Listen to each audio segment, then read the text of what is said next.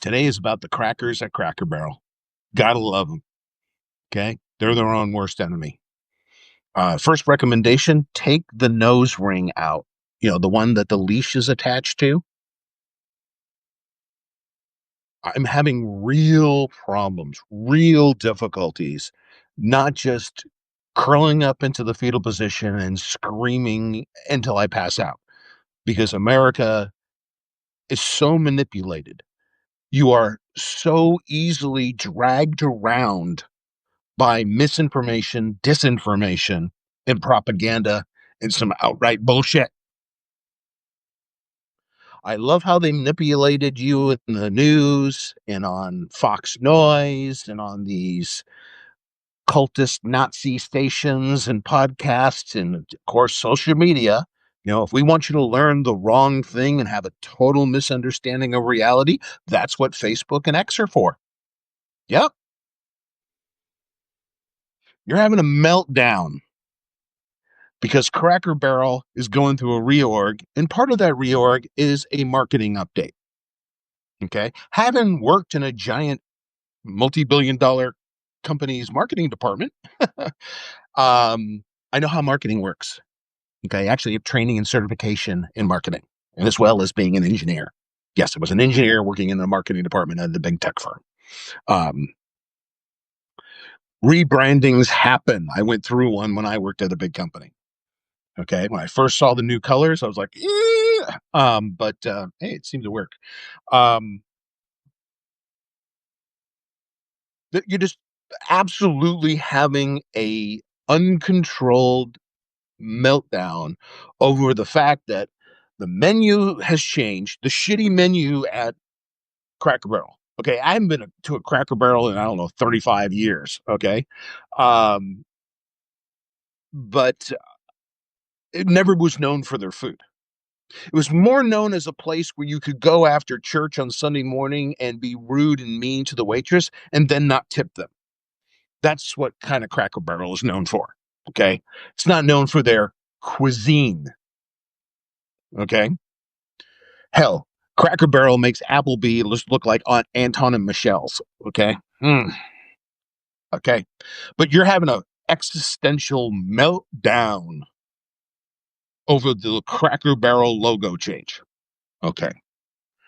And why you're having a meltdown is because the nose ring you have installed. Yank the leash, you move the direction they want you to move. Okay. So they told you to be mad about the Cracker Barrel logo. And I'm sitting here going like, okay, again, I will say, and I will admit freely that orders of magnitude mathematics is hard. Okay. I'm a data engineer and a junior data scientist. I have to think about it. I can screw it up. I have to check number of positions in the table and all that kind of stuff. It's hard. Okay. So I'm going to break it down and explain it to you in smaller numbers.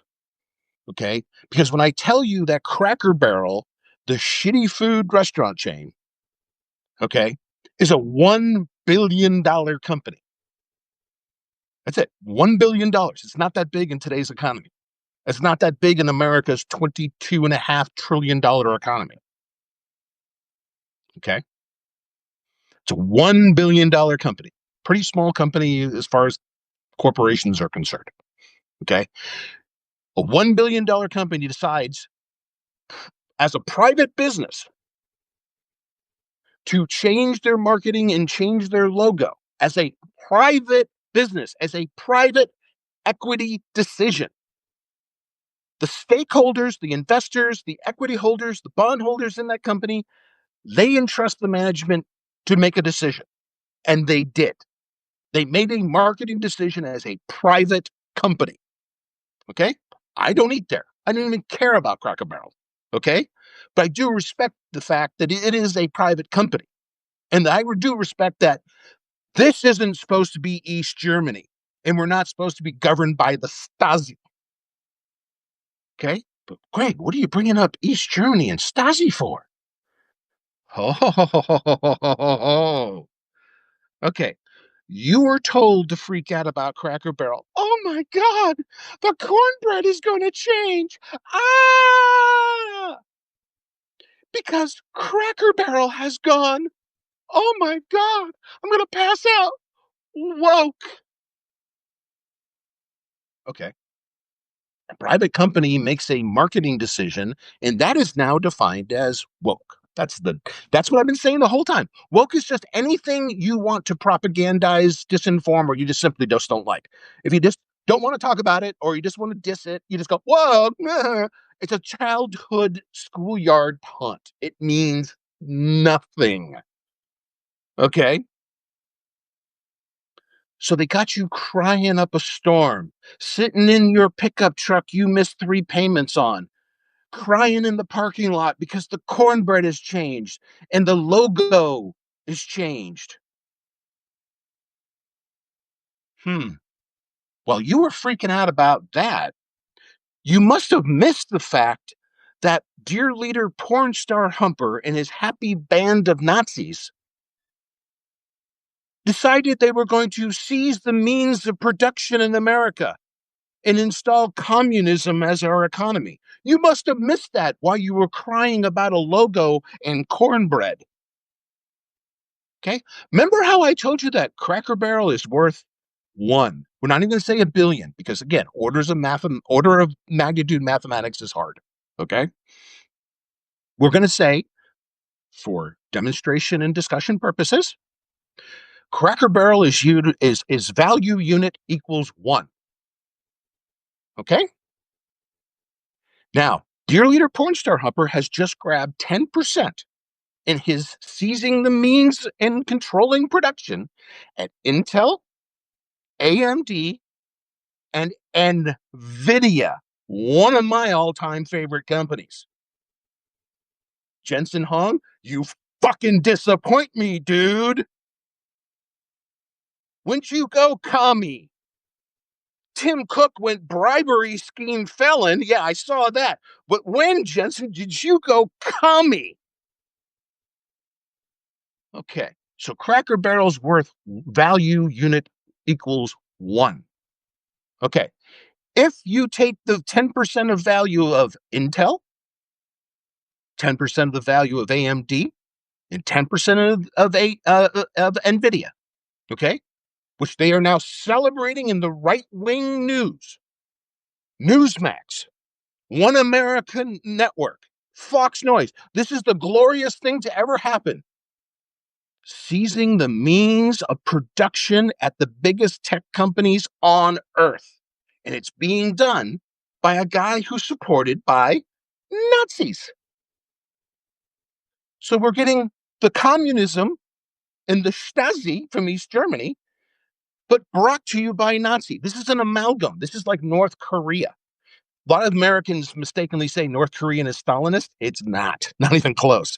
It's an amalgam of necromancy, voodoo, gangsterism, Goodfellows, Stalinism, uh, uh, uh, fucking Machiavellianism. I mean, it's just a shitball amalgam, and Kims have just turned it into whatever they needed it to be. Okay, you're seeing this happen with Trump now. He's supported by Nazis, but now he's seizing the means of production with communism. Okay, now Cracker Barrel is worth unit one. Okay, if you take 10% of Intel, AMD, NVIDIA, that equals 326 Cracker Barrel chains. Everything in the universe Cracker Barrel owns, IP, restaurants, equipment, trucks, money in the bank, whatever. You would need 326 Cracker Barrels to get to the level of value that was just seized by the federal government under the orders of dear leader porn star Humper. Okay. So that's Cracker Barrel is one unit, and he just seized 326 units of value out of the American economy. Okay. And this is after he shook down the Ukrainians for their mineral rights. The initial ask, that would be equivalent to just about 400, 420, depending on whose numbers you believe. That would be Cracker Barrel is one unit.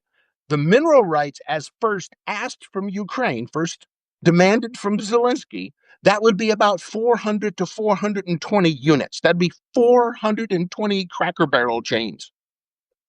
Okay? Now, if you go to the press conference that occurred several weeks after the initial demand, where Dear Leader came out and said, ha, we're going to get $1 trillion. Okay. Okay. Okay. That's 830 Cracker Barrels. Cracker Barrels, one value unit. The demand that was made by Dear Leader himself on live television would be 830 Cracker Barrels. Are you worried about the cornbread?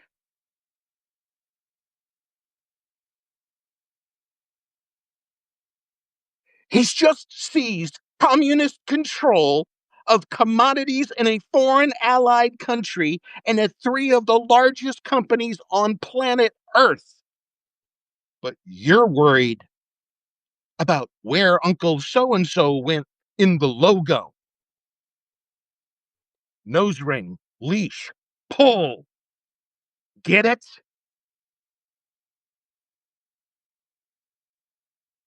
This is absurd. And I know, it's hard to understand how Apple is worth 3 billion. Nvidia is worth 4 billion, 4 trillion, 4 trillion with a T, not billion with a B, 4 trillion with a T. Apple, 3 trillion. Nvidia, 4 trillion at its peak.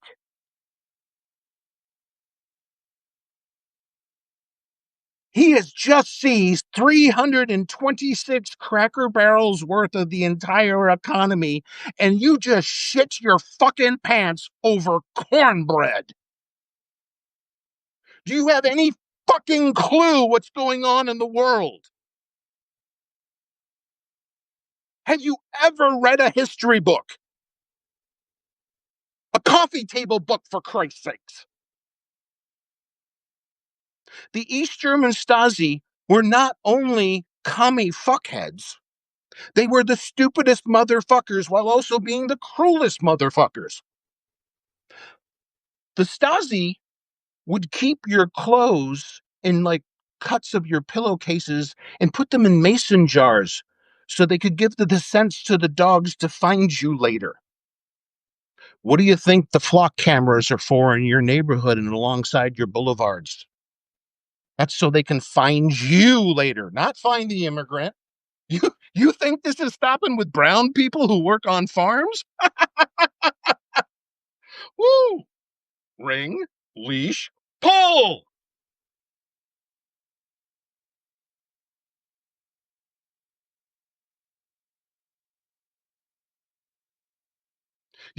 Let me put this in a personal perspective. Maybe this will land in the gray matter a little better. Okay? You got $1. Okay? And you saying you got $1 a problem. But here comes somebody else who told you they would never cause a problem. In fact, they fix all your problems day one. It will be wonderful. It will be bigly. Day one, I'll stop the war in Israel and Gaza. How's that fucking going? Okay? You got warrants out for Netanyahu's arrest. You were going to stop Ukraine day one. You just let a war criminal on U.S. soil in Alaska. Right? Smart fucking move. Okay? East Germany was so fucking stupid. Not only did they surveil their people like the ultimate police state. I mean, nobody has done the Stasi better than us. And that was because of the Patriot Act.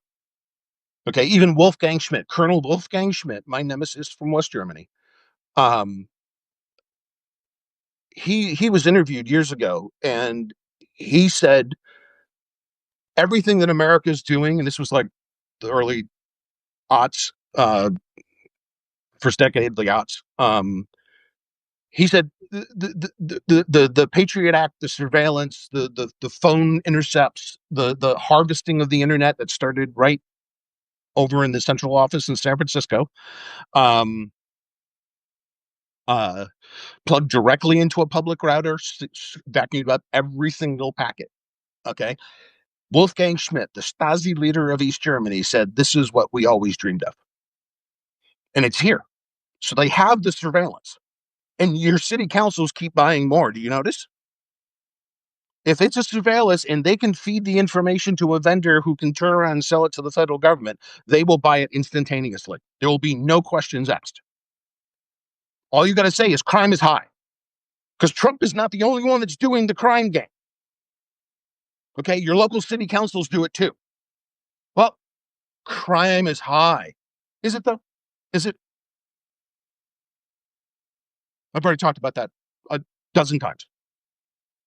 If you think crime's high now, you should go back to 1992. If you think it was high per capita in 92, you really need to go look at the numbers from the 1970s. Okay. Washington, D.C. Washington, D.C. Bad brains, D.C. punk. It's my t-shirt today. Washington, D.C. Crime overall, violent crime, serious crime, felony crime, down 30%. They're claiming it's the apocalypse.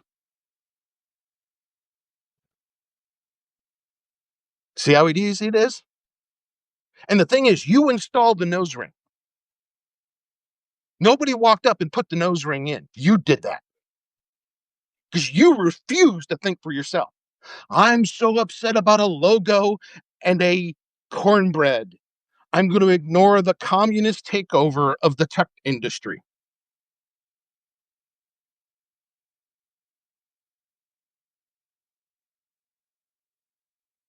And the Stasi ran the economy in East Germany into the ground. And that's exactly what Dear Leader and his crew is going to do with their communist bullshit. Okay. Nationalists, right-wing nationalists are going to use left-wing communism as an economic policy. Okay. We're in a tempest here. We're in an authoritarian tempest.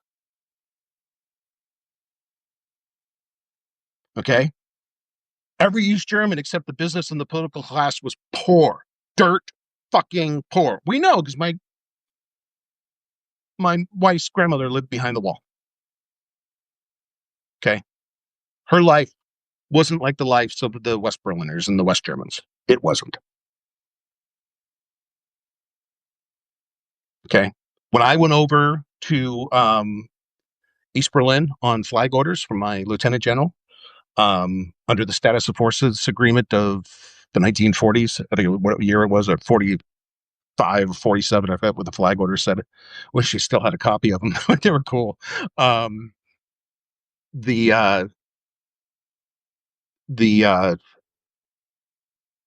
restaurant that was recommended to me to go have lunch while I was over there for the day. Oh, bad brains, definitely. When I went to the restaurant for lunch, I immediately noticed something when I walked in. This was a nice German restaurant in East Berlin. Very, very nice. 6-course lunch, wine and dessert, little tiny, ounce and a half of little dessert wine, not chugging a bottle or anything like that. But yeah, really nice upscale place, right? I immediately walk in and I was greeted very nicely by the shop owner, the restaurant owner. And I immediately noticed there were only 2 groups of people in the restaurant. East German businessmen who could afford to eat here, and Russian officers. Not any East German officers because they're too poor. Okay, but I saw the Russian officers, and under the Status of Forces Agreement of post World War II, they're allies. And while we're in that zone, so I said, I stood at attention because one of them was a major, and I was like, "Oh, good day, sir. Hope you're having a good day. Just greeting an officer as you're supposed to indoors. You stay professional, you stay friendly because they're awesome." And when it was nice about being in East Germany, if an East German officer, an East German cop walked up to me, I would just go, fuck off. I only talk to the Russians. Okay. And the Russians won't fuck with me because I've got my orders. So I'm fine. I can walk anywhere I want in East Berlin and I'm fine. But I did notice that even the restaurants and the shops, there were very few people. Everybody was poor. It was because the government run by the Stasi, and the Stasi ran everything. I don't think people understood how much of an octopus the Stasi were into the East German economy. They even ran their chip industry in the 80s. Okay, but I mean run a chip industry? I mean, they stole Siemens and Texas Instruments chips like they were fucking car burglars, in the city. And then they would scratch off all the numbers off the back of the chips, so their engineers didn't know what they were working on. It took them forever. They were always like 7 years behind, and 7 years behind in chips is like being 40 years behind in a car. It's bad manufacturing. Okay, so communism destroys your shit. Communism destroys companies. Communism destroys wealth and the median wealth of a society. Okay. I'm one that I'm very pro social safety net, like Denmark or New Zealand or Germany, where I used to live, for over 3 years. Um, I'm very pro social safety net. Okay. But you can't have a social safety net when everybody's poor or we're all in a Great Depression because somebody decided to fuck the entire economy over.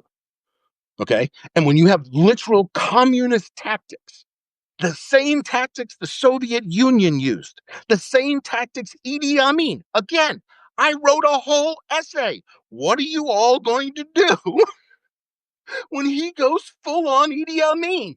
He's just gone full Idi Amin. The only thing he hasn't done is put on a sky blue military jacket and put a medal on himself, which is going to happen because he did two things last week that honestly scared me. One, he called himself a war hero. Okay. I was in the military for 6.5 years. I'm sorry, free radio? Who is that? What is that referring to? I'm sorry.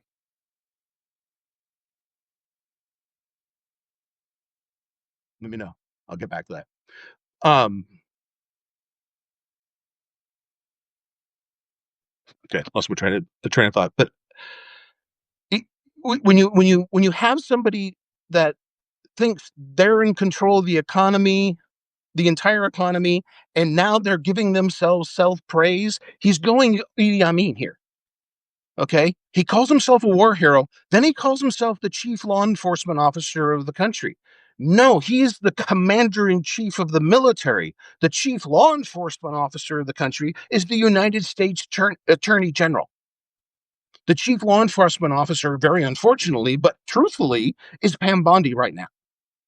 So Pam Bondi got demoted. Oh, and so did Dan Bongino over at or Bongino at FBI. He got a babysitter. He got a MAGA babysitter, a MAGA-tard lawyer from Missouri who's been just a little pit bull, but every time he speaks, he makes an ass out of himself. He's now the number two's FBI's code number two deputy director.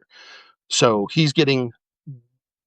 Oh, who is that? Idi Amin. Okay, yeah, Idi Amin, dictator in Africa, absolutely crazy. Free radio, really. Go into my essay list. It's a couple of months ago. I wrote a whole essay about Idi Amin. It's crazy what he did. Just because you didn't know, let me give you a quick tidbit from the essay. One of the first things Idi Amin did after he seized power is he declared all the Central Asians a damage to their economy, leeching off their economy, and he wanted to make Uganda great again. So he deported all the Pakistanis and all the Indians and handed all their businesses to his cronies, and he collapsed his entire economy. That should sound really familiar as a concept right now to people. Okay, really should sound familiar because he is 90% on the way there to being a full blown dictator. Yeah, crazy shit. Yeah, you're not kidding. This is nutty. Okay. Notice that the prime minister of Denmark or the prime minister of Japan, they're not doing this stupid shit. Okay. Every time I see the guy from Norway or Finland or see Havel from the Czech Republic, um, that I'm just like, wow, those are completely reasonable people. Look, they speak English clearly. They have their thoughts clearly. They don't threaten anybody. They don't claim that they're doing this to save humanity. They're just trying to fix a problem. Okay. Um, I've talked a lot about in my writing and in here on live videos and recorded videos about the concept of utopias. Okay. Um, Dear Leader is selling a utopia. all utopias are fake. Okay. Like he literally believes if he does the communist stuff to the economy, socially engineer using the most radical far right wing evangelical or Opus Dei Catholic crazy nutter right wing stuff, and that's going to make the economy grow on top of tariffs, on top of starting a war with Venezuela, Mexico, and anybody else he wants to as the anti-war president. Um, that's kind of a silly moniker at this juncture when you got Aegis destroyers parked off Venezuela.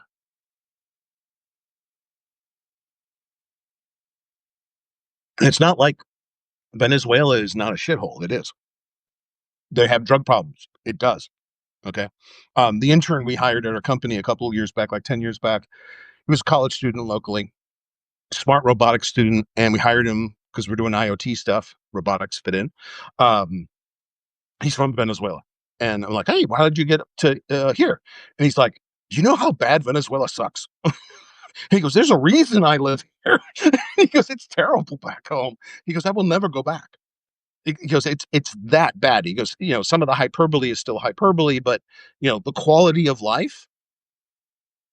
Um, he compared it. He goes, it's not as bad like Gaza to Israel, but he goes, Venezuela to Colombia. He goes, there's a marked difference between the quality of life in Colombia and the quality of life in Venezuela.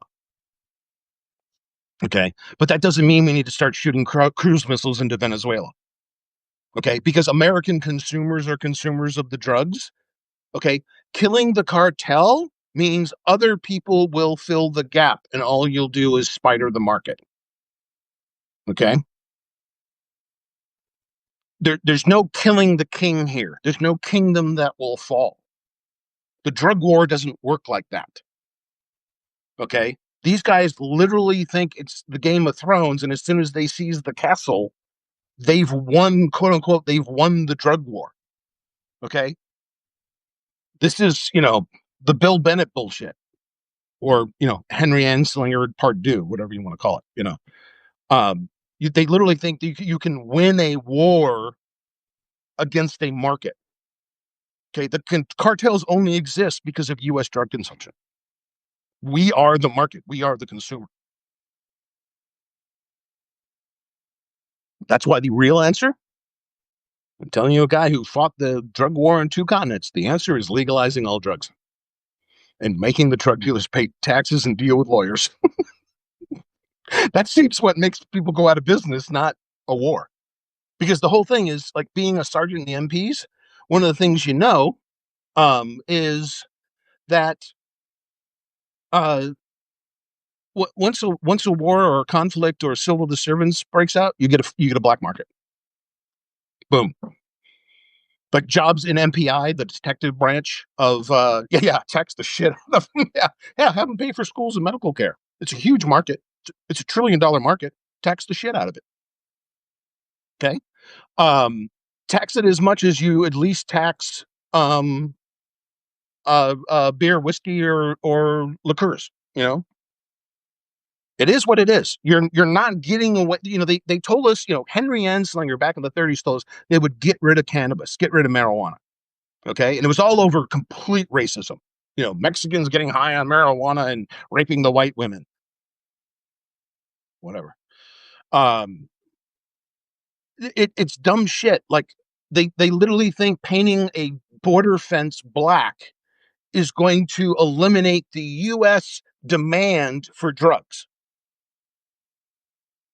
And this is a country who fed American drugs and killed them by the tens and hundreds of thousands through opioids.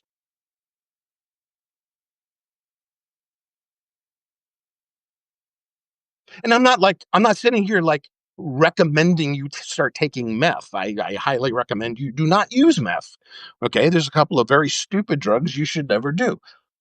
Like I don't understand why people like cocaine. It makes your penis and your bank account small. Dumb drug. Okay. They're rushing to this authoritarian extreme. They're shoving the Overton window, and they're just trying to shove it over the right as far as they can. Okay, and we're about in Nazi Germany now. Okay, we definitely passed most Slobodan Milosevic. For those who don't know who Slobodan Milosevic was, he was the dictator of Yugoslavia. His bullshit is what caused the Yugoslavian war in the 1990s. That was absolutely turned into a horrific five-ish way shit show, multi-vector war. Ended up with all of NATO plus Russia going into Yugoslavia to stop the slaughter. Like all my friends from the eighth in West Germany who stayed in after I went back stateside, they all ended up in Yugoslavia. I just miss Yugoslavia. And then I came here and I just missed Honduras. I missed Honduras by 35 minutes. Like my first sergeant called and was like, okay, get your combat gear. And I'm like, I'm work undercover. I wear plain clothes. I mean, I go to work wearing, concert t-shirts and blue jeans. So I would go home and find my stuff, run to the barber, get my hair cut, proper. Because I always played a scraggly soldier. His hair was slightly too long and all that kind of stuff. And I went through the whole thing, including getting the shots ready to go, getting the gear, getting my gun out, cleaning it, inspecting it. Got a team assigned to me. I'm ready to go. And then at about the last minute, first sergeant walked up and goes, "Hey, we found another E5. We got your slot covered. You can go back to the office." I was like, "Oh, good. I don't have to go down to the jungle. Now I just have to deal with the fact I'm going to feel like shit for 4 days because you just gave me like 26 inoculations for whatever you get down in the jungle in Central America." Which makes some of the vaccine arguments kind of weird. I have to unpause this video. Hold on.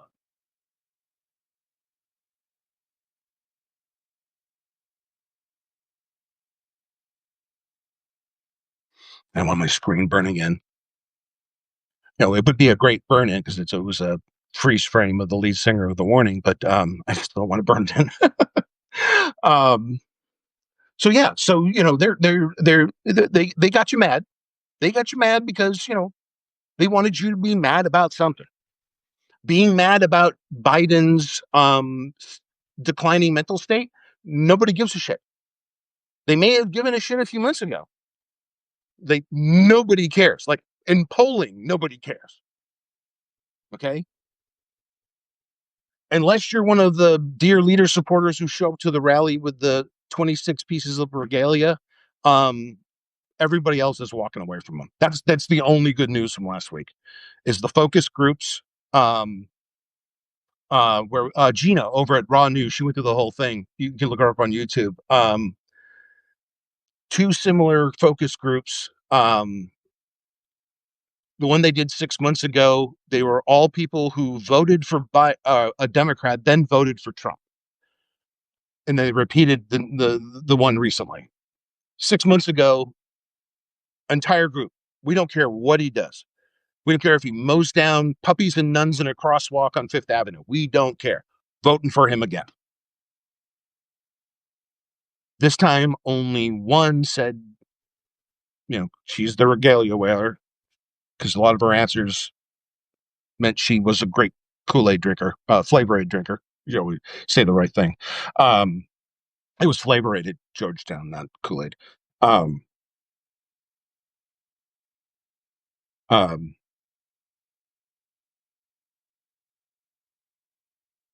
So the one focus group member, I'll vote for him anyways.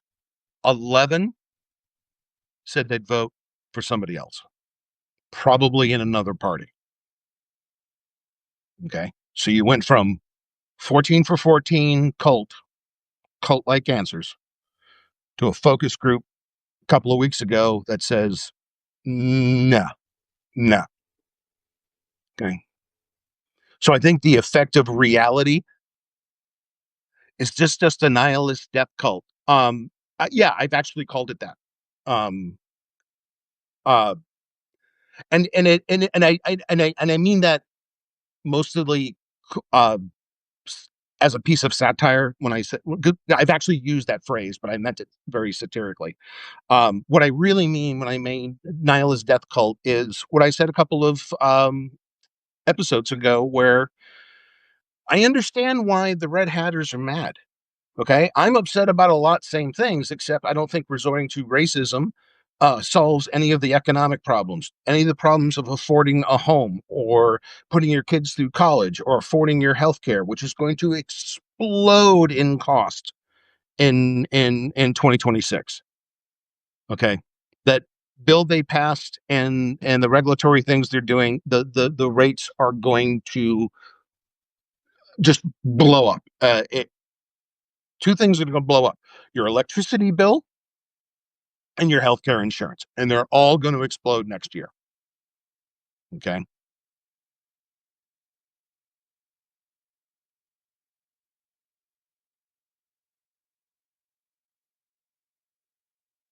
So all they got is bombastic crap. And what the nihilist death cult uh, is responding to is the reason they voted for Trump is because they wanted to go big fuck you to both parties. Okay. Because Republicans at the beginning didn't like Trump either. Okay. Wind back the tape. Yes, I mean, especially people like Lindsey Graham, literally on his knees. Okay.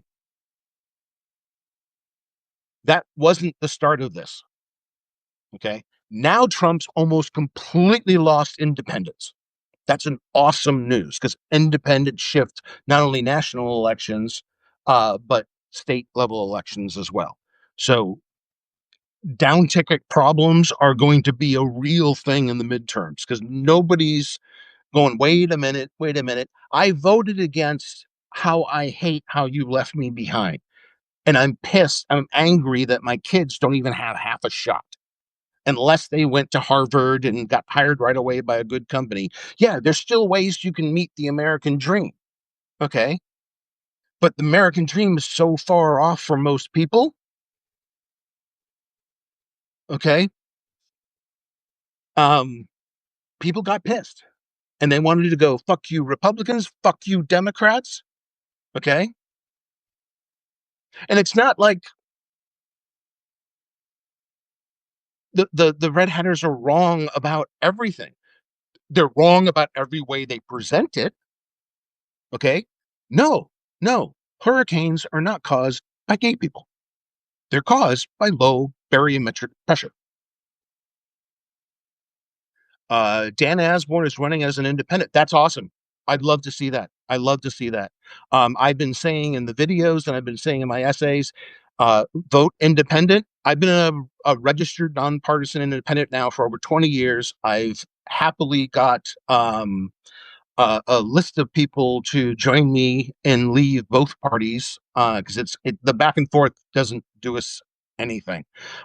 We have to take the issues for the issue at hand. Okay. Like one of the things, if I was in Congress, one of the things I would ask for a reform and try to get support for immediately is issue the bill. Okay. These bills that are omnibus everything bills, no. You need to start passing bills on a theme at least or an idea. Okay. Because this is how all your little sidecar projects that balloon up the cost and everything get in there, and you end up with bridges to nowhere in Alaska and, welfare for a guy that is already wealthy, and a get out of jail free card for somebody who's already done something. We need to like correct the way we legislate things and actually legislate it through because a lot of people don't realize is a lot of these bills that they pass are merely frameworks. The regulatory agencies who's running the regulatory agencies now? All these bills now get to be decided and redecided by the minions, the now communist minions, who are seizing the means of production at Intel, AMD, and NVIDIA. Okay. They've got almost nothing going right. Okay. Like when you look at car loans, it's still a freaking nightmare. Okay. America's broke. I've said this before. America is broke. I can't believe, and like I was watching like a couple other people on their content, all asking the same question. And I'll ask it again: how are people surviving? I mean, the cost of things, especially around the big cities. I mean, it was expensive before. It's getting crazy now. It's getting crazy. How are people going to make it? I don't understand how anybody at this point could still be looking at what is on the ground. Okay. What they just did in this tax bill. Okay. What they're doing to research and vaccines. And I'm like, this is insane. Like I was crippled as a child, and I grew up part-time in Shriners Hospital for crippled children. Okay. I never saw anybody in the iron lung, but in the back in the treatment rooms, one of the little side rooms where they kept a lot of the spare equipment, there was an iron lung in there. And when they wheeled you by, you got to get a good look at that damn thing. I saw it dozens of times. And I'm like, okay, so if you don't believe in vaccines, then you don't believe that iron lung had a purpose. Why? Why? That's self harm. I don't get it. Okay. It's like I don't get the people who complain, oh my God, you made the military get one shot, the COVID shot. Are you fucking kidding me? I didn't even go to Honduras. I was just telling you that story. Boom, boom with the air guns. I got like, I don't know, 20.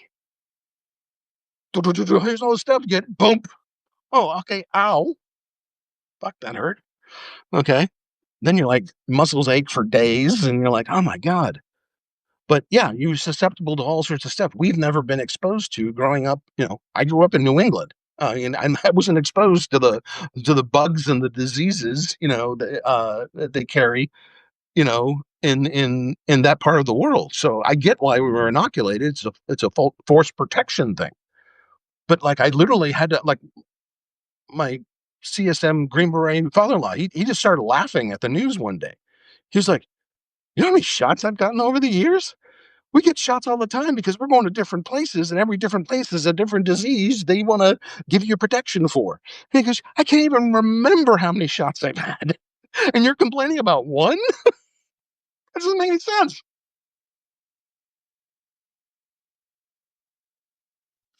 But with, Robert Kennedy, I'm not a doctor. Oh my God. Yeah, we know you're not a doctor. You're an heroin addled steroid addict who's a crazy person who makes his popularity and his money and his fame off being a conspiracy theorist and a dickhead. Okay. And yeah, I just watched him do pull ups. Oh, I loved how Hegswith was doing. No, only we guys, you have to do it this way, the overhand. Girls get to do it this way. We have to do it this way. Hegswith. Okay. RSK. Boom, boom, boom, boom. And I'm going, wow, whatever juice you're on, man, it's working. Now, how your heart hasn't exploded, or how small your testicles are, I have no idea. But well, yeah, you're for your age, yeah, you're ripped, and um, I mean, everybody on the internet's freaking talking about it. Most people suspect, at least, it's caused by a certain willingness to take, I don't know what he's taking, but whatever it is, it's working.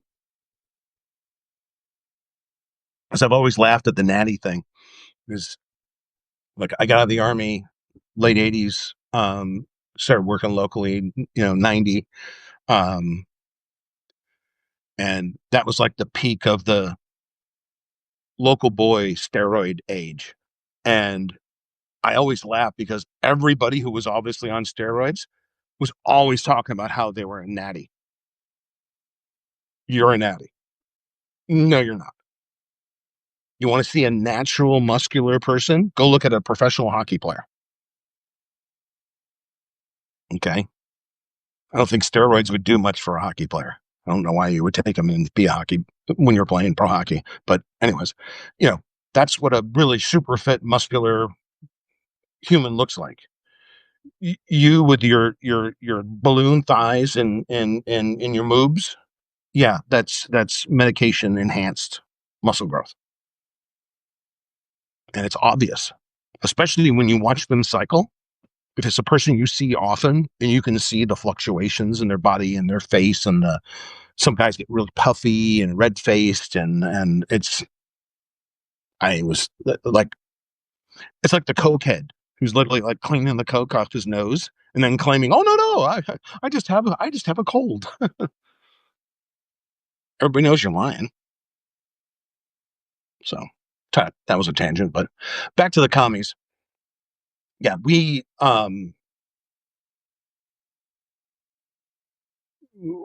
should keep an eye out for and ping me, hit me up on a chat message or on a comment on one of my other posts. Um, when are the people who are allegedly conservative? And I've been correcting a lot of people on both Blue Sky and Substack that anybody within 2 or 3 degrees of dear leader is not a conservative. They're a nationalist, and worse, they're a theocratic nationalist. Most of them, especially around Trump, they're opportunistic nationalists. Anything to make money. But the theocratic nationalist base that's also in his solar system, let's call it, in his gravitational orbit, they're hardcore nationalists. Okay, so conservatism was killed by dear leader. There's no Eisenhower in Trump. No, zero, nada.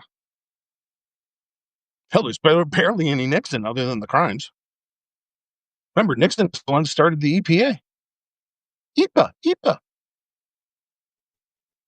Nixon opened up trade with China, made nice with China. Yeah, it's much cheaper to trade with them than point nuclear weapons at them. Okay, that he's looking for war with everybody who's our ally, and looking for friendship from the worst people on the planet, including the North Korean dictator and current. Like, he's going to sign the photograph for Putin. Dealer wants to sign a photograph that Putin sent him.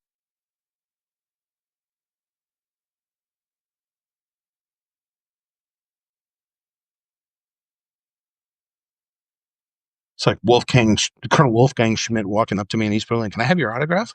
Can you go fuck yourself?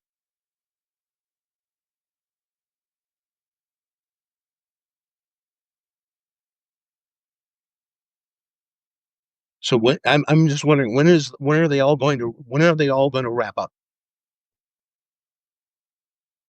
Well, no, that's the con. The farm check is the con, because what's the claim is they're going to use the tariff money to pay the farmers. Well, who paid the tariff money? We did. Who already pays the farmers? We do. Who did Trump fuck over at the beginning of the growing season this year? Okay. Trump fucked over the farmers at this beginning of this growing season by pulling all their loans. I've seen so many Indiana, Iowa, and Nebraska farmers crying on TikTok and Instagram. Okay. Trump is the one that fucked the farmers. Then when he put the tariffs on China and then was a rude asshole to China, China canceled, I think this was just Nebraska, $2.2 billion in ag, like sorghum, that sort of stuff. Okay. Yeah. We should be either selling it off. Okay. Because the farm infrastructure, we all need to eat. This is an Eisenhowerism, but it still works today. We got to eat. Okay, so we need two things. We need farms, and we also need highways, so we can connect farms and people together, so we can eat. Okay, because it's not like we're going to grow 65,000 acres of corn in Los Angeles. It's not going to work. Okay, Just like Trump wants to grow all the chocolate in the United States that Hershey uses. Okay, you know, the United States has like 0.1% of the world chocolate market, and most of that, like 90% of that, is this boutique small farm in Hawaii. We're going to take back 99.9% of a crop our temperature and climate doesn't support. Oh, go fuck yourself, idiot.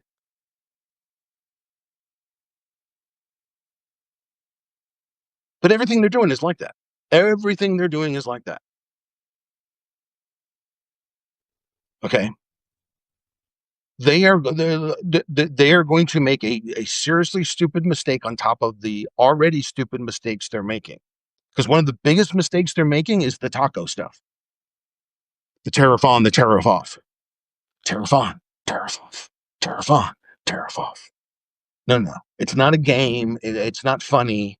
It's destroying the ability for businesses, and it's worse the smaller you are. Big companies have big cash reserves. Small companies do not, usually. Okay.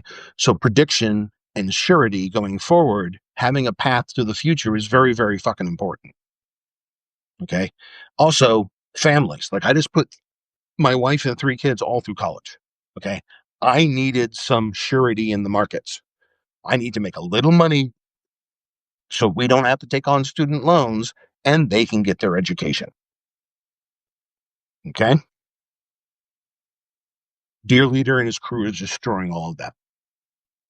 Businesses are pissed. Farms are pissed. Oh, anybody who's doing boutique textile, you know, making boutique t-shirts or you made in the USA custom jeans or, you know, blouses, whatever. Where does all the material come from? It's not the stuff they need. They've been ordering from overseas for decades. And tomorrow morning, they're supposed to find a new source and their price model is just supposed to happen and it's all supposed to be just okay. Again, I just said a little while ago, America is broke. Americans are broke. Okay. If you weren't broke, explain car loans and repossessions that haven't recovered anywhere near the level they should since the pandemic.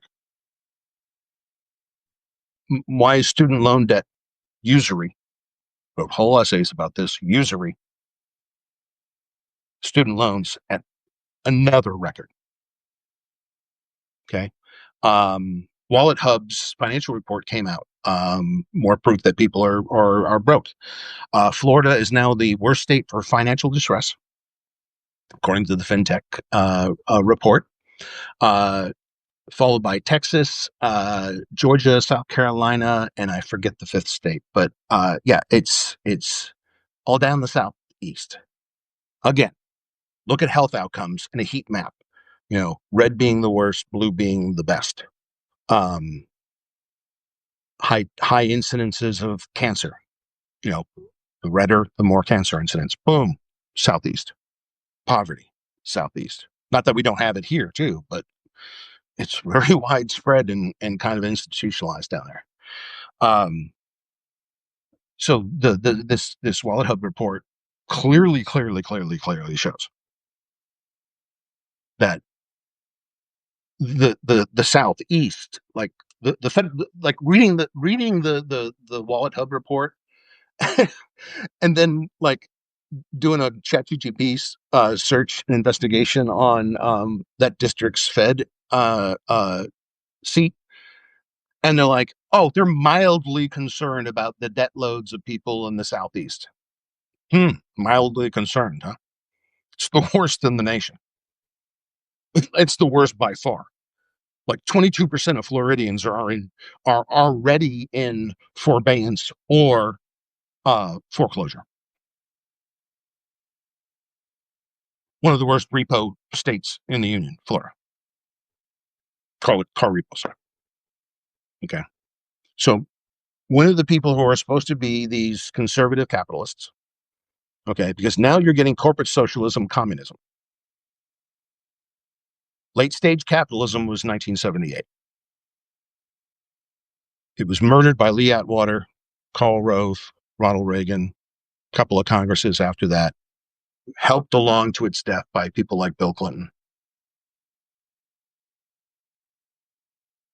Outside the local realm, okay, homeowner calling up my dad at 10 o'clock at night. His lights don't work.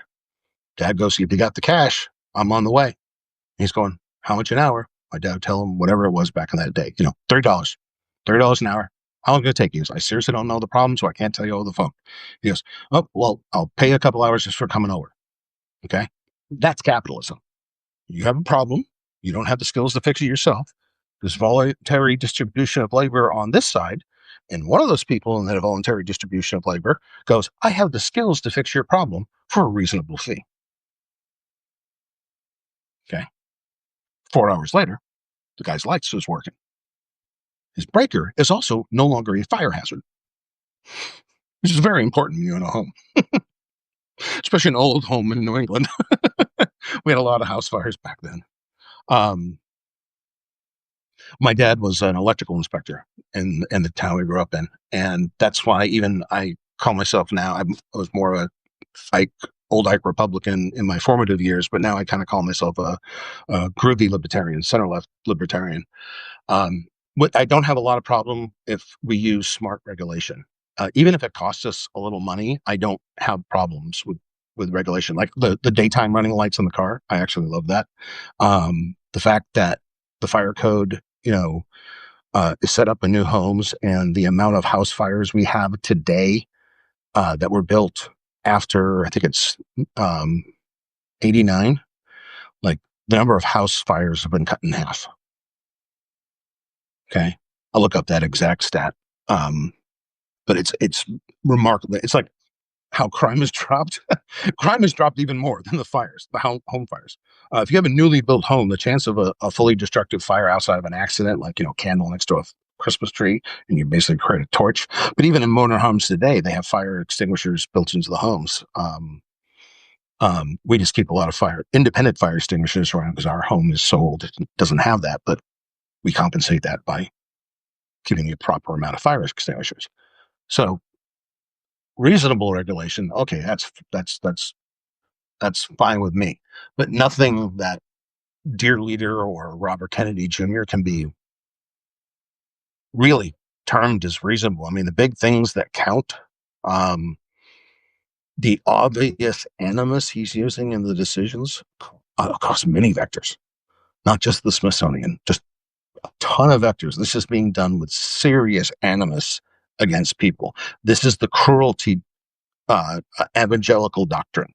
This is like the Dobsons and the Grahams. This is the we're so moralist, we must be cruel on you until you become rich moralists like us.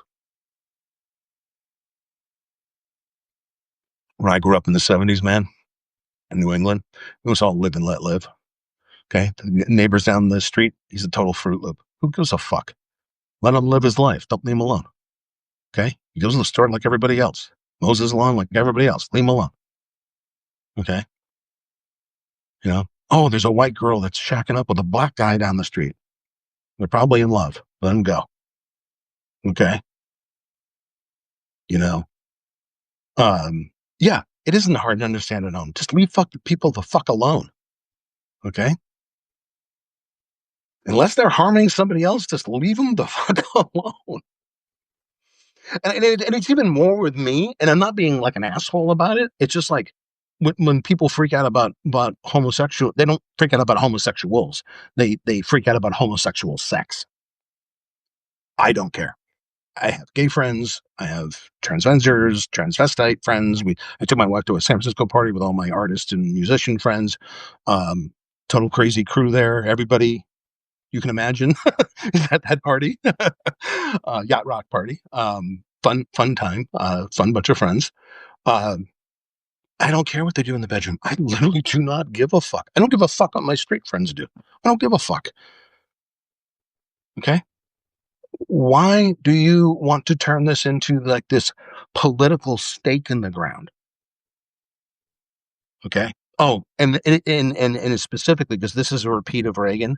Reagan wouldn't do shit when AIDS started until Rock Hudson died. Nobody knew Rock Hudson was gay. He was, always was. The leading lady thing was all a cover.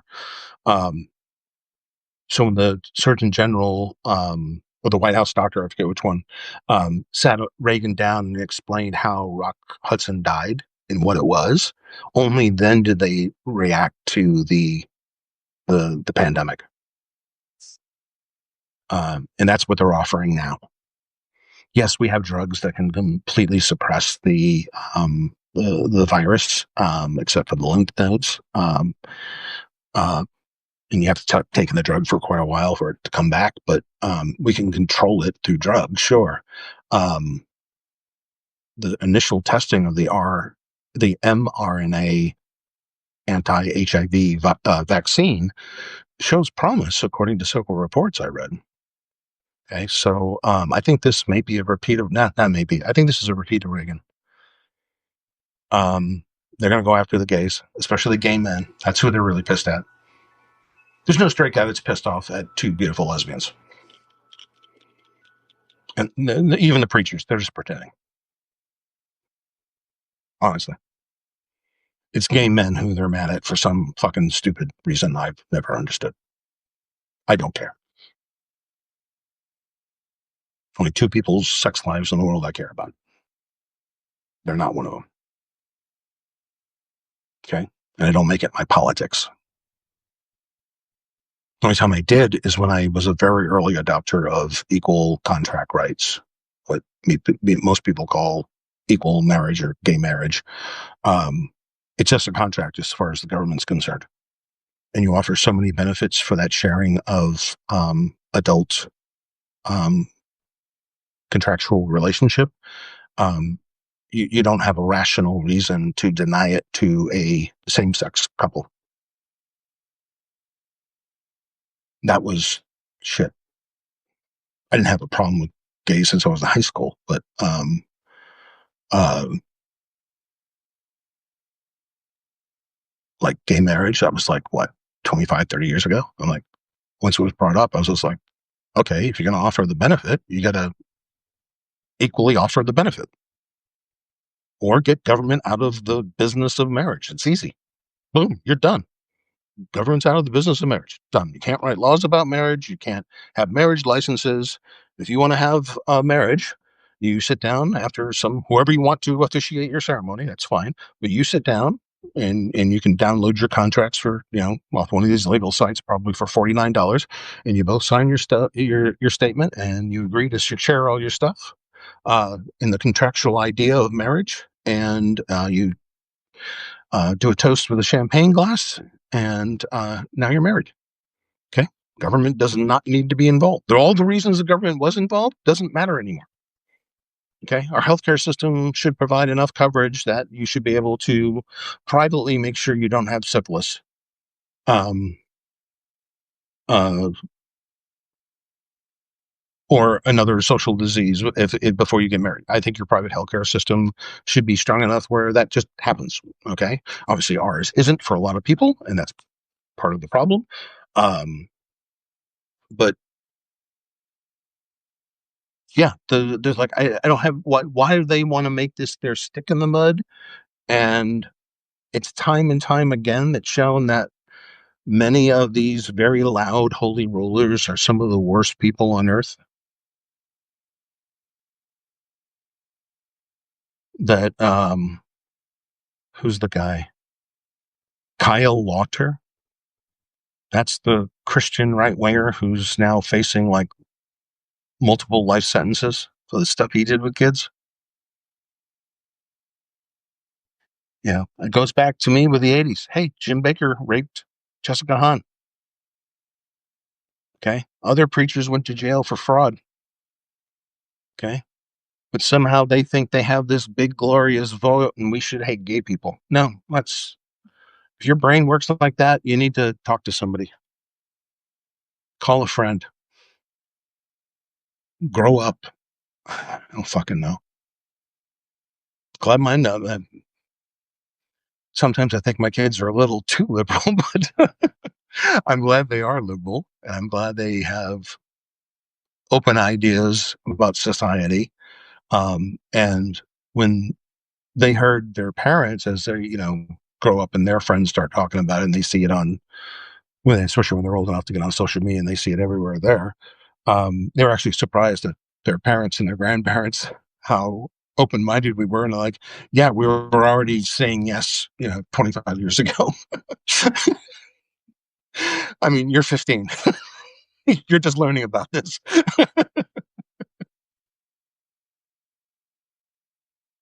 Uh, so yeah, so I think, going back to the vaccines, I think there's a connection to the Reagan bigotry that's going to go on here, because I do think they're making um, uh, headway with that technology, and where if we start losing our percentages we need to keep up herd immunity for major diseases, that thing in Texas and Oklahoma, that was pretty bad. That's nothing without to come, and let them hit those rates of inoculation in children back up.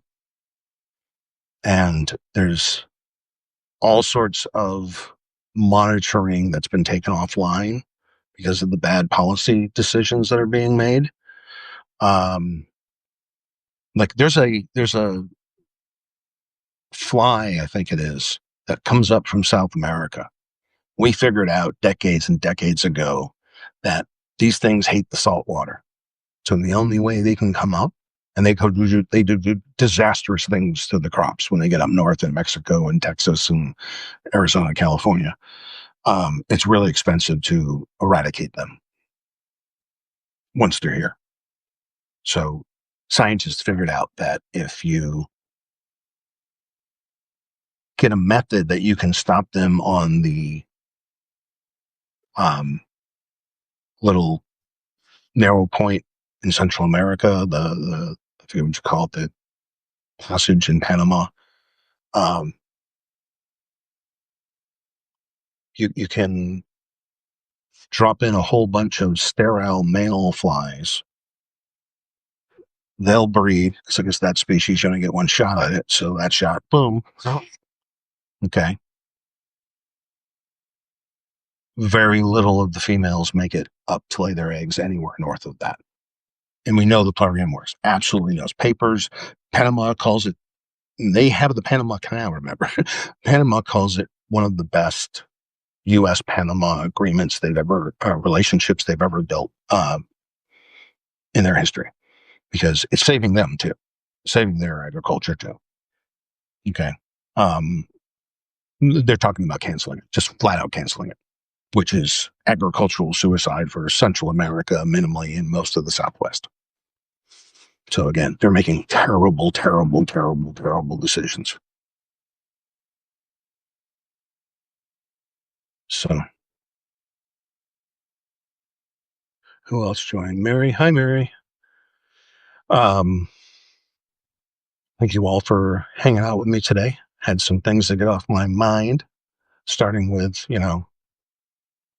pay attention to what you're supposed to be paying attention to. If you think the Cracker Barrel story is some sort of big concern, okay, restaurants are one of the most volatile industries in the country. Depending on the region, you get as high as 25-30% rollover some years. Okay, ownerships, failures, all that kind of stuff. Cracker Barrel getting into a financial thing, especially in the economy we've been roller coastering through over the last decade or so, and having to restructure and rebrand to get their numbers back up.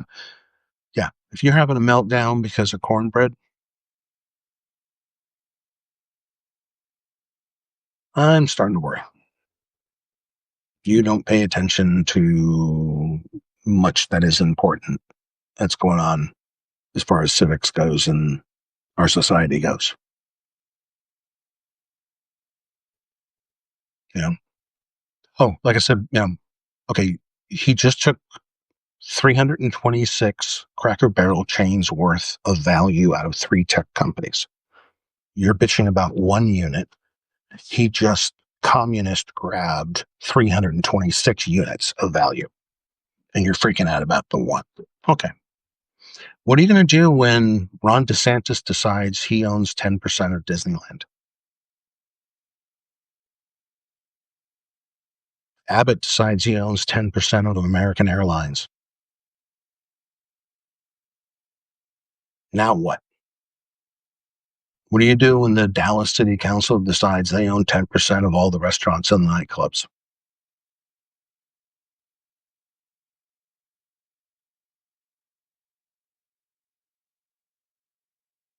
I mean, what stops the communism? You're literally taking control of companies that aren't in crisis. They're not in receivership. They're not in bankruptcy. Like us taking ownerships of the banks, I think we should have let more banks fail and put more bankers on trial for criminal fraud. But once those entities go into receivership, and it may be in the interest, I'm not an economist. I don't work at the Fed, never have, never will. But I'm thinking you don't want the whole money supply to collapse. So there may be circumstances where you want to have what we usually call nationalizing properties of a rescue. Okay, so they took big equity stakes in the bank, and the banks allegedly paid it back. No, they did not. Um, what they paid back was a fraction of the damage they did, tiny fraction. Okay, so yeah, they got you screaming, yelling, kicking, arguing on Reddit. My friend sent me a thread. I laughed my ass off. People are so upset. I'm going, okay, that's the problem. Uncle Dude is off the logo. Cornbread's different, but we're going to ignore the 326 units of Cracker Barrel that were just seized, as if the White House was now being operated by the East German Stasi. I don't mean that in any sort of hyperbolic sense. I mean that in a very serious sense.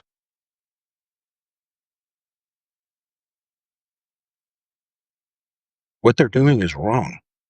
In fact, a lot of what other people are doing is equally as wrong. Okay. Should we be redistricting in California? Not according to our own laws. No, we're overriding our own laws to do this.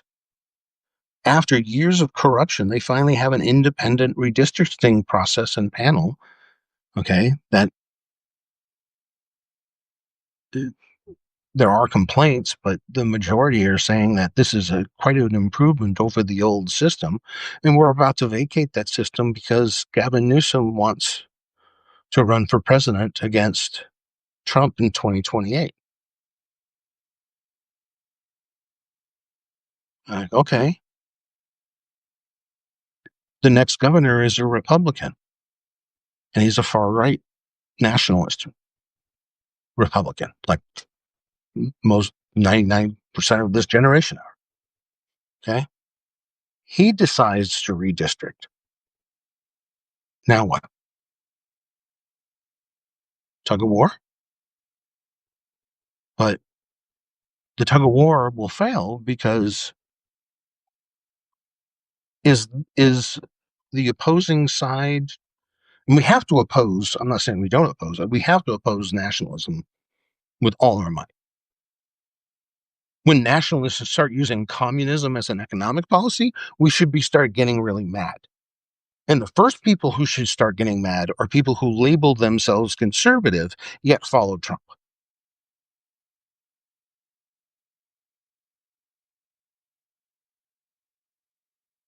There's a contradiction here. This is silly.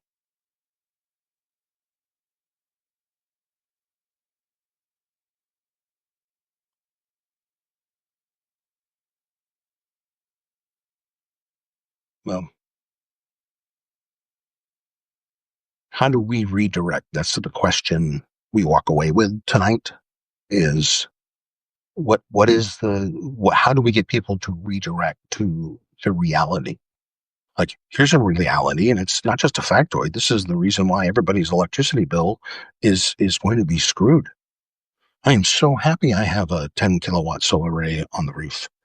Okay, because electricity bills are about to be people's rents or mortgages all over the country. Probably going to be in like New England first, but that's going to spread because according to these trade announcements, there's no deals yet. At least I haven't read any actual, you know, deals been signed, but the announcements have proclaimed that they are now selling more natural gas to just a couple of overseas markets than the export market that exists. So where do you get the rest of the gas? You suck it out of the US market, leaving less gas available for Americans. Well, supply and demand. They're going to cut into our supply dramatically. Prices are going to skyrocket. Okay. And natural gas is not probably, it's what we should be using for the regional load balance. We screwed up 25 years ago. We should have been making next gen nuclear, especially like in North Texas, Oklahoma, and where all these factories are getting built now. Natural gas is a real good solution for that load balancing process and some main generation in remote areas. It is a cleaner option. But when you sell all the gas from out from under us, what do we do as American families? Not heat our homes? My house is heated by natural gas. I don't have a choice.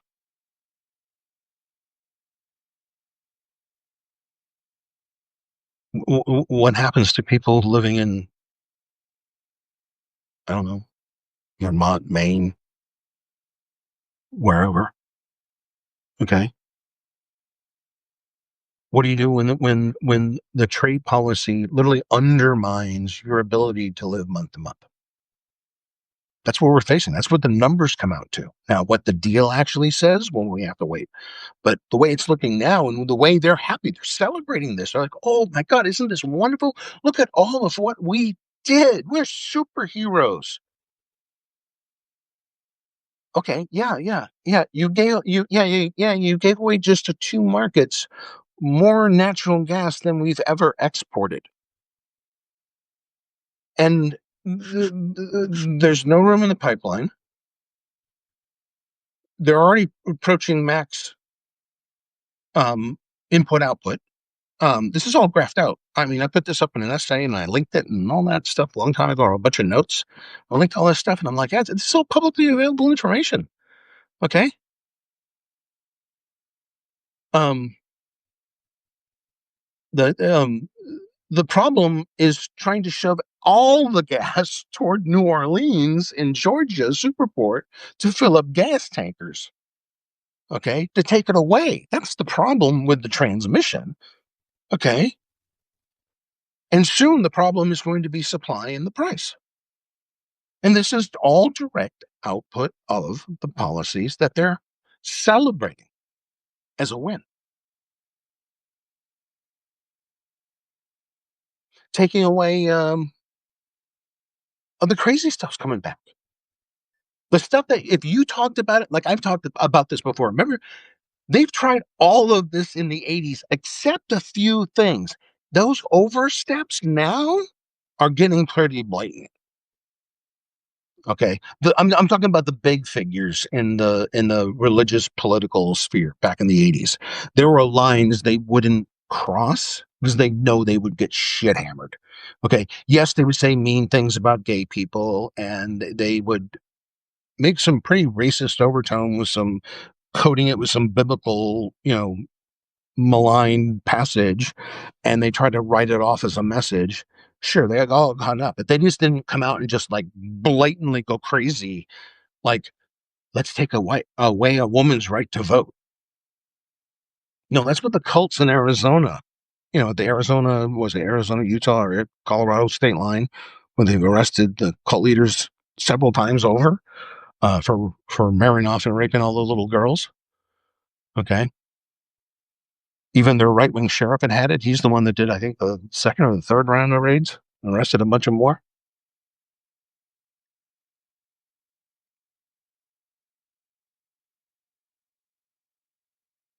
Yeah, their whole concern with the children. Oh my God. I mean, the obvious. Why aren't you concerned for the girls that are related to the Epstein case? Because you seem to be just pushing that off into the sand and covering it up and going, oh, look, it doesn't exist. Well, it does exist. Court documents exist. Investigation documents exist. Handing us a grand jury where all the grand jury just says is we don't really know what happened and we didn't ask any of the questions that you're asking. That does absolutely nothing. This whole court venture, I'm glad the judge got pissed. The judge is like, okay, you came to court with a wholly different story than was related into reality. Paraphrasing, of course, but the judge was like, okay, you came in arguing one thing, and the reality was something totally different, and you knew it.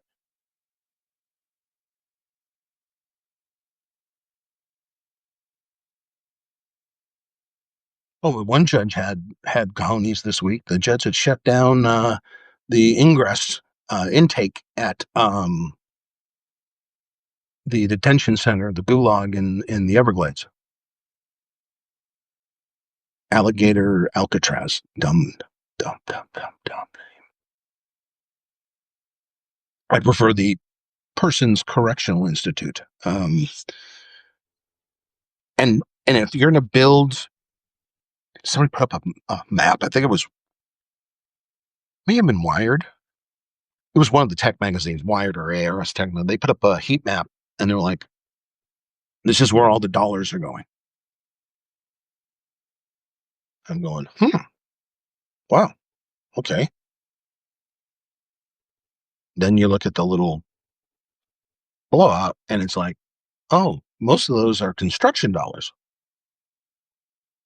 Hmm, hmm, hmm. So you're spending a ton of money on private contractors and probably a bunch of private prison corporations, and you're going to build detention centers and just not let people out, and they get to bill the taxpayer instead of deporting them out quickly. Because some of these detentions are I'm reading about, are getting long over simple stuff.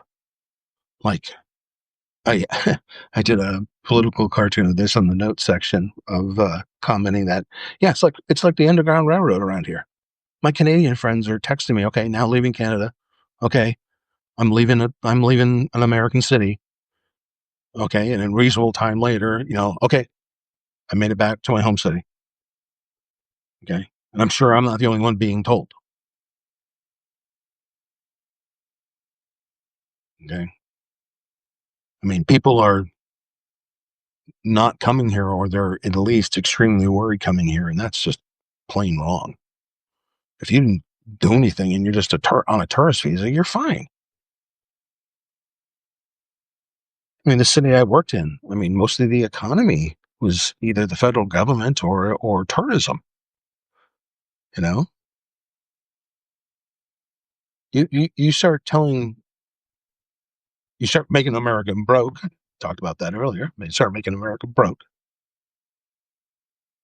and then you cut off tourism. You cut off a whole list, hundreds of small to medium cities that will go into serious financial crisis because there's nobody coming staying in the hotels. There's nobody going to the restaurants. There's nobody going to the museums.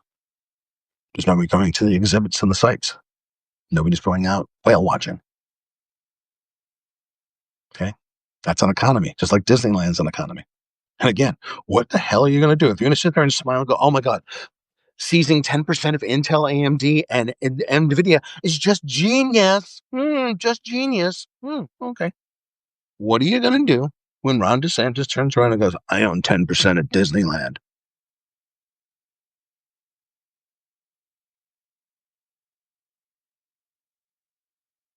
What's going to stop him?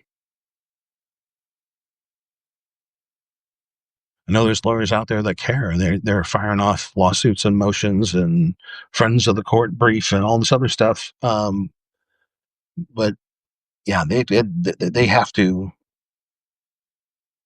they have to get the court to pick up the pace and give some finality in their initial orders. That's why that going back to that judge from Florida, that was great. No intake, no intake at that detention camp. You built it illegally.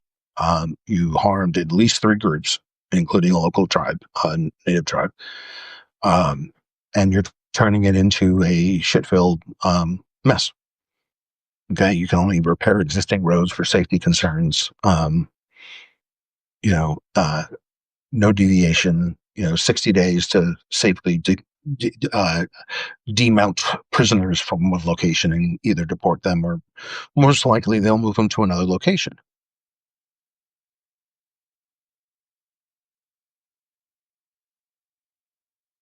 Because here's another court problem.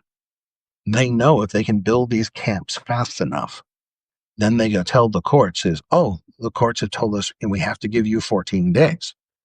Well, this is 14 days of income for every person that is pumped through every one of these facilities, for every one of those privately owned companies. They're going to rake in the cash for that 14 days, and then they're going to get deported anyways. Okay.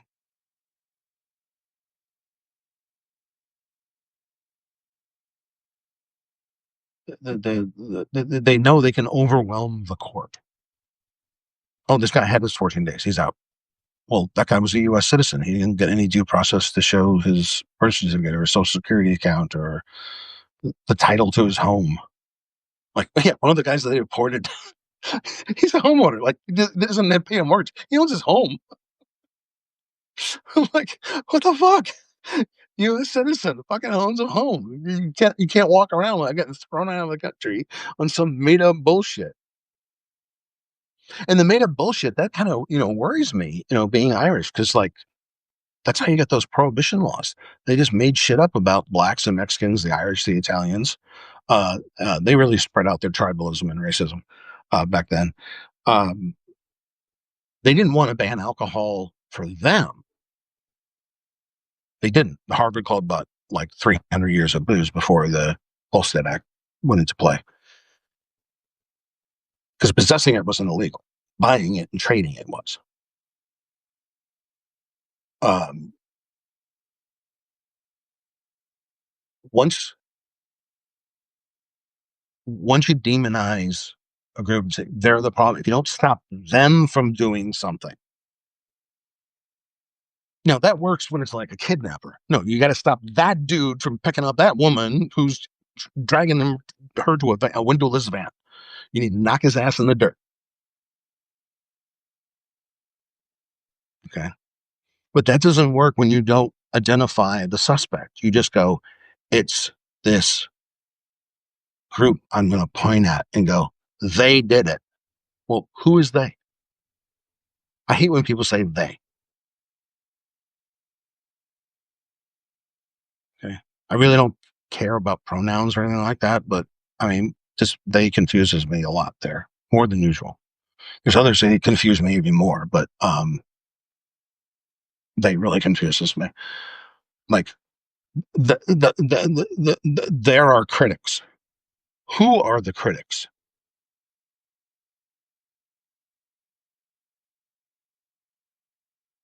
If it's the homeless guy that hasn't washed his hair in 3 months and talks to trees,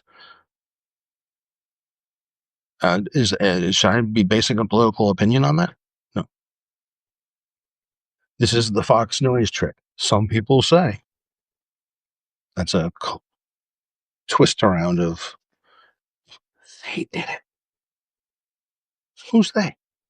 They doesn't get me anywhere. Okay, I was a beat cop. They doesn't get you anywhere. Who did it? How did they do it? Why did they do it? All very important things. Okay, a group didn't do this to you. The system did. And the system gets corrupted by people. Like I have a friend, she always repeats this, it's the people. We all laugh. Because it is. It comes down to the people. Now, unfortunately, a lot of people are going to be hurt because people don't pay attention to what needs to be paid attention to. Problem is not fucking Cracker Barrel or its cornbread or its logo. It's just a $1 billion little small company in corporate America. What matters is 326 Cracker Barrels were just seized by the Comunista White House. That's what you need to be paying attention to. Before they seize more shit, and we're all poor. Okay? I said way early back, I'd love to have a better safety net like Denmark or Germany or New Zealand. You're not going to have shit when they take everything and leave the rest of us poor. Okay? So when your friends bring up Cracker Barrel or some other nonsense they read about in the news, okay, like checking genitals at the Olympics, okay, redirect their attention. Focus. They're seizing control of privately owned companies that are publicly traded on the markets. This is on top of $ Trump, $ Melania. This is on top of the super PAC bullshit. This is a multi-vector profiteering attack against the country. This is the great train robbery, except it's not a train, it's the treasury. And it may be everything we have if somebody doesn't wake up and pay attention to what really matters. What really matters more is 326 Cracker Barrels worth of market cap. Until next time, think about it.